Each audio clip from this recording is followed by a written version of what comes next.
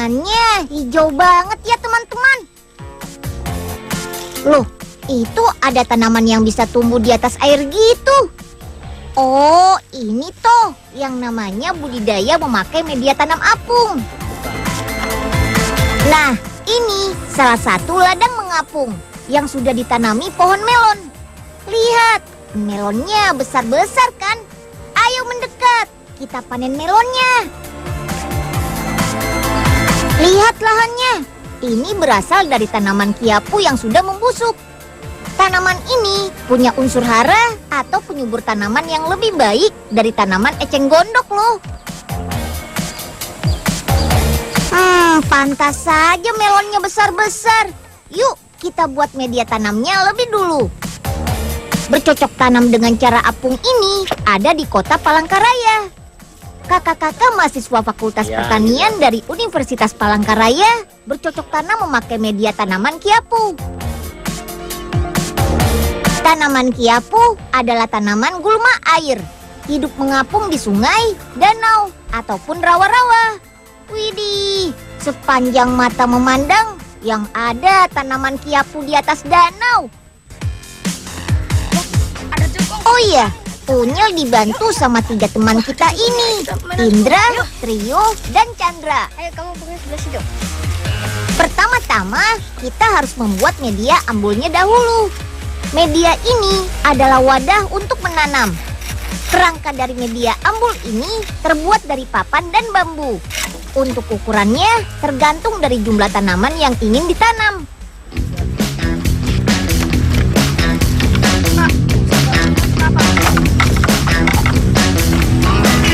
Kemudian kita kumpulkan tanaman kiapu yang biasa hidup di sungai, rawa, atau danau.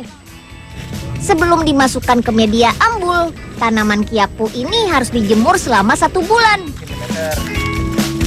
Penjemuran ini agar semua unsur hara yang terdapat di tanaman dapat terurai dengan sempurna, sehingga dapat menyuburkan tanaman.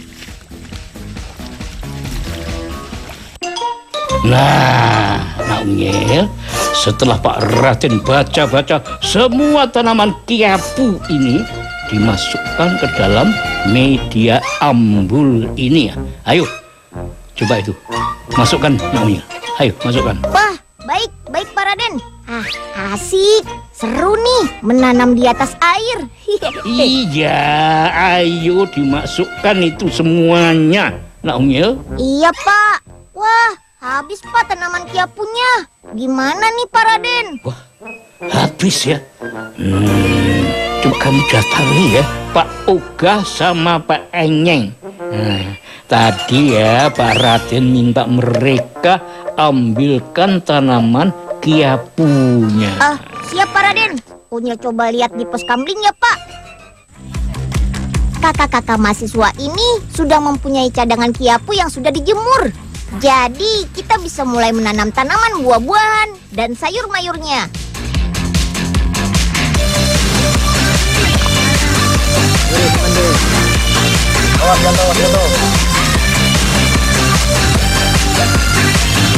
Biasanya kakak-kakak mahasiswa ini menanam tanaman buah melon, sayur cabai, tomat, timun, atau karawila. Budidaya tanaman menggunakan media ambul kiapu ini mempunyai kelebihan dibandingkan dengan cara tanam di atas lahan. Kiapu memiliki unsur hara NPK, mikroorganisme, dan ketersediaan air yang tinggi, dan lebih baik dari tanaman eceng gondok. Sehingga dapat menyuplai kebutuhan tanaman dengan baik.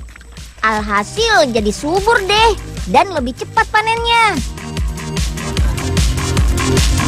Oke, kalau semua tanaman kiapu sudah dimasukkan ke media ambul ini, sekarang kita letakkan di tengah-tengah danau.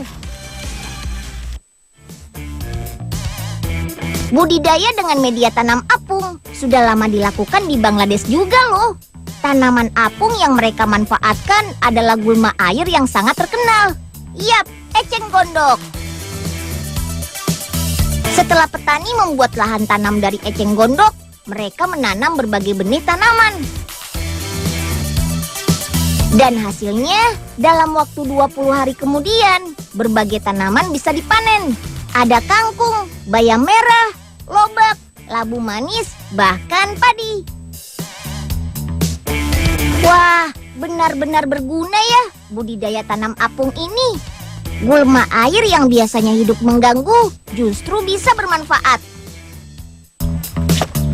Ternyata sudah ada yang bisa dipanen, teman-teman. Wah, ada sayuran cabai dan tomat juga. Katanya sih tidak perlu menunggu waktu yang lama loh untuk memanen sayur mayur ini. Seperti buah melon, kita bisa memanennya dalam waktu 65 hari saja. Cabai dan tomat dapat kita panen dalam waktu 3 bulan. Loh, kok kosong sih pos kamlingnya? Mana ini Pak Oga dan Pak Enyeng? Kasih tahu Pak Raden kalau gitu. Mana ini Nak Unyil ya? Loh, kok belum datang-datang loh?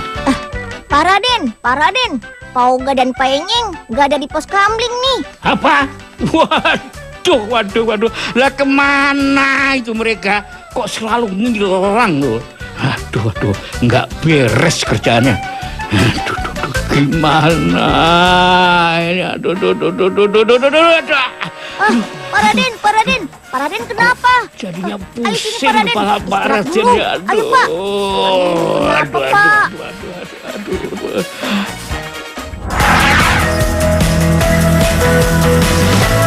Wur. Ayo, ada yang tahu ini apa? Ini adalah pupuk granul, teman. Pupuk yang bentuknya kecil-kecil seperti batu. Pupuk ini terbuat dari bahan-bahan alami loh, alias organik. Sebagian besar terbuat dari kotoran hewan. Pupuk ini sudah biasa dipakai untuk menyuburkan tanaman sayur atau buah-buahan organik. Nah, ini salah satu hasilnya, tomat organik. Buah-buahan organik terkenal lebih sehat karena terbebas dari bahan-bahan kimia. Bahan-bahan kimia bisa berasal dari pupuk dan pestisida, racun pembunuh hama tanaman. Wih, tampak menggoda kan buah tomatnya. Di luar negeri, tanaman organik banyak disukai karena lebih sehat. Makanya, banyak yang suka bercocok tanam di halaman rumah mereka. Aduh, gimana nih? Mati semua sayurannya Pak Oga. Alamat bakal kena semprotan nih, Enyeng. Nih, Dan Unyil, Pak Oga sekarang udah jadi juragan cabai di Desa Sukamaju. Coba lihat dulu nih. Loh. Ini kenapa pada layu semua cabainya, Nyeng? Aduh, bakal kembali hidup di pos ronda nih kita, Nyeng. Aduh Pak Oga, Enyeng nggak tahu kenapa daunnya kayak begini. Cuman yang Enyeng tahu kalau tanaman nggak dikasih makanan dan vitamin, jadi kayak begini deh hasilnya. Seperti Enyeng, nggak sehat walafiat gitu Pak Oga. Hus, kamu, Nyeng, pakai curhat segala. Pak Oga, nggak dikasih pupuk ya tanamannya? Oh iya, Den Unyil. Tanamannya hanya dikasih air doang. Kan bisa hemat di pupuk dan tenaga kerja. Nah, Pak Oga bakal cepat jadi juragan cabe. Waduh, Pak Oga, pelit banget sih sama tanaman. Pantas aja Pak Enyeng curhat begitu. Gini aja deh, Unyil bantu cari pupuk yang bagus ya. Sekarang kita ke pabriknya. Ayo.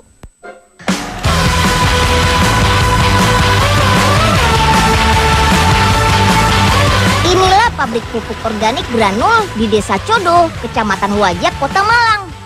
Usaha ini sudah berdiri sejak tahun 2007 dan khusus memproduksi pupuk dari kotoran hewan tanpa unsur kimia sama sekali. Proses awalnya, bahan pupuk harus difermentasikan selama 1 bulan. Limbah hewan ini diberikan cairan mikromineral.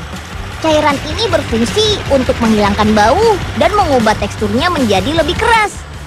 Nggak kebayang kan bila bahan pupuk yang datang 5 truk sehari ini dibiarkan begitu saja? Wah, baunya akan merebak kemana-mana tuh. Bila waktunya cukup, limbah digiling untuk mendapatkan bahan dengan tekstur yang halus. Setelah itu, campur limbah sapi dengan bahan baku yang lain seperti kotoran ayam dan kapur pertanian. Prosesnya di dalam roda besar ini, teman-teman. Untuk komposisinya, kotoran sapi 50%, kotoran ayam 40%, cairan mikromineral 1%, dan kapur pertanian 9%. Lanjut, sekarang kita masuk ke proses pembentukan granul. Bentuk granul ini punya manfaat loh. Salah satunya, supaya pupuk bisa tahan lama di dalam tanah. Setelah berbentuk granul, pupuk ini harus dikeringkan dengan suhu panas 300 sampai 350 derajat Celcius selama 15 sampai 20 menit. Pengeringan berguna untuk membunuh bakteri jahat dan bibit tanaman pengganggu seperti rumput dan gulma.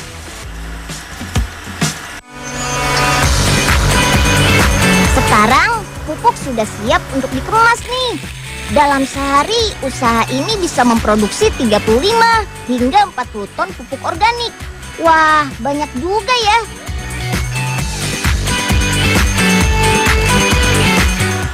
Rezeki nomplok.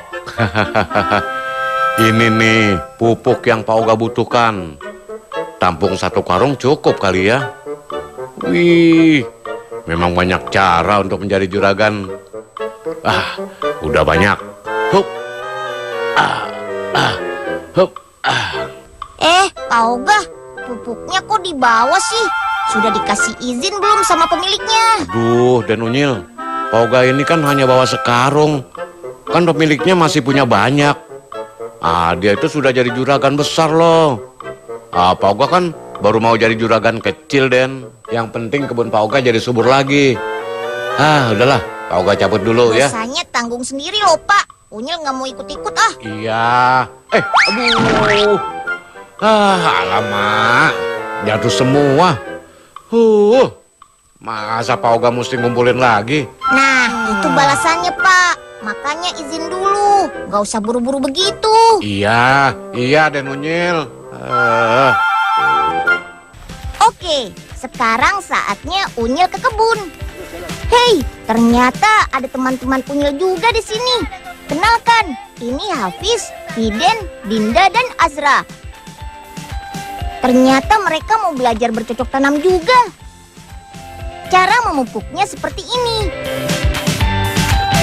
Lubang digali sedalam lebih dari 5 cm dengan ukuran diameter sama, lalu masukkan pupuk organik. Oke, jangan lupa tutup lagi ya lubangnya. Pupuk organik berbahan limbah sapi ini memiliki unsur karbon organik yang dapat membenahi kondisi tanah. Ada kandungan airnya juga loh yang berfungsi melembabkan dan terakhir mengandung pH sekitar 4-8% sehingga mampu menetralkan keasaman tanah. Tuh lihat teman-teman, tanaman tomatnya berbuah bagus ya. Pupuk organik ini benar-benar menyuburkan tumbuhan. Minum wedang jahe di saat hujan memang paling pas. Apalagi kalau jahenya jenis jahe merah yang paling hot atau paling panas. Dengan teknik vertikultur, jahe bisa ditanam di dataran rendah dan di lahan sempit sekalipun. Penasaran? Jangan kemana-mana dulu ya. Tetap di laptop si Unyil. Belajar bersama. Come on, waktunya panen jahe nih. Adip, Noval, dan Adit bantu Pak Mulyadi dulu ya. Sekarang ini Unyil ada di salah satu sentra budidaya jahe yang ada di Jawa Tengah. Tepatnya di daerah Kabupaten Brebes. Jahe yang sedang dipanen ini adalah jenis jahe merah, yaitu jenis jahe yang mempunyai aroma paling tajam dan sangat pedas. Pada tanaman jahe, budidaya vertikultur bisa dilakukan di dalam polybag dengan menggunakan media tanam berupa campuran tanah dengan bokasi atau pupuk kompos yang difermentasi. Wah, bikin penasaran saja nih. Aduh, si Unyil kemana sih? Katanya mau ngajak bikin wedang jahe. Kok malah ngilang? Nyil! Unyil! Iya, Mbul, sebelah sini nih. Yeay, dicariin malah ngumpet di situ kamu, Nyil. Ayo buruan. Air panasnya udah siap nih, Nyil. Sebentar, Mbul. Masih mau panen dulu nih. Ya ampun, Nyil. Ngapain sih, Nyil, panen jahe banyak-banyak? Nggak takut kepedesan apa? Ya enggak lah. Memangnya sambel apa kepedesan? Udah ah, kelamaan kamu, Nyil. Udah mendung nih, mau hujan. Mending Bul main hujan-hujanan dulu di jalanan. Hati-hati, Mbul. Awas kesambar petir. Ah, dasar nih, Mbul. Nah, biar tidak penasaran, kita lihat langsung yuk cara pembuatan media tanamnya. Kali ini giliran Fiska dan Sari yang akan membantu Pak Kuswandi. Dimulai dari pembiakan EM4-nya dulu ya. EM4 atau efektif mikroorganisme 4 adalah bakteri penyubur tanah yang biasa digunakan untuk pembuatan bokasi. Pembiakan EM4 dilakukan dengan cara fermentasi anaerob atau fermentasi tanpa udara. Campurkan bakteri EM4 berbentuk cairan ini dengan bekatul, air, dan gula atau tetes tebu. Setelah itu, tuang ke dalam jerigen dan tutup rapat selama 5 hari. Nah, sekarang kita buat bokasinya. Campur serbuk kayu, bekatul, arang sekam, kapur, dan pupuk kandang. Lalu siram dengan EM4 yang sudah dilarutkan sampai merata. Setelah itu tutup rapat adonan bokasi ini dan biarkan selama 4 hari agar proses fermentasinya berjalan sempurna. Oke deh, bokasinya sudah siap nih. Campurkan dengan tanah dengan perbandingan 3:1.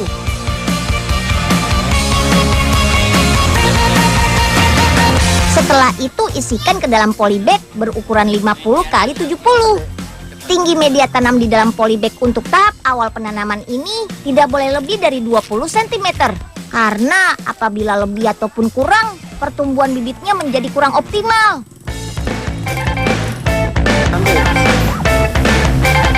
Tancapkan bibit jahe ke dalam media tanam sedalam 5 cm dengan posisi tunas menghadap ke tepi polybag. Masing-masing polybag hanya boleh diisi 3 bibit jahe saja, supaya jarak pertumbuhannya tidak terlalu rapat.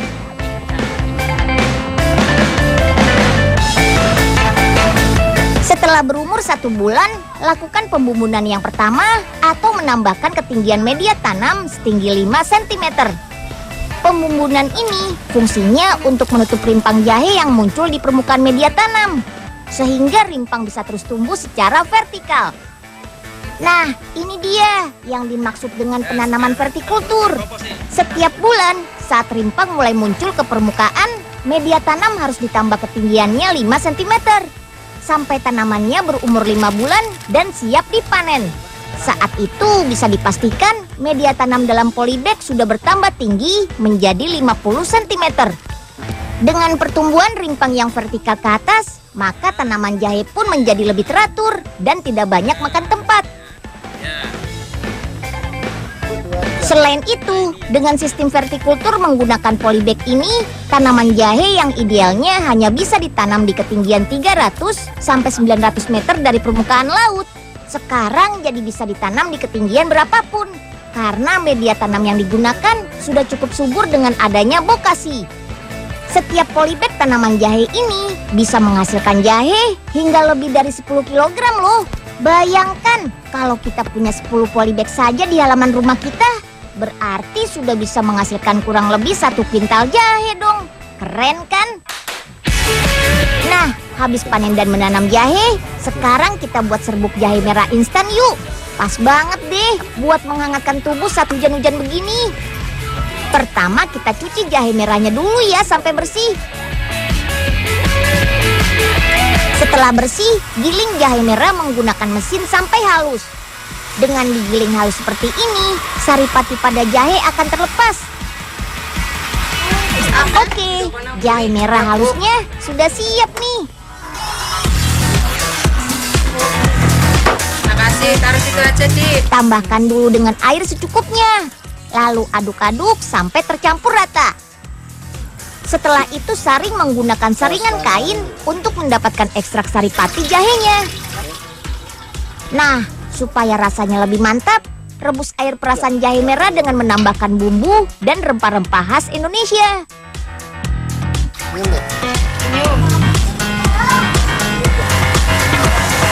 Selanjutnya saring air sari jahe yang sudah direbus.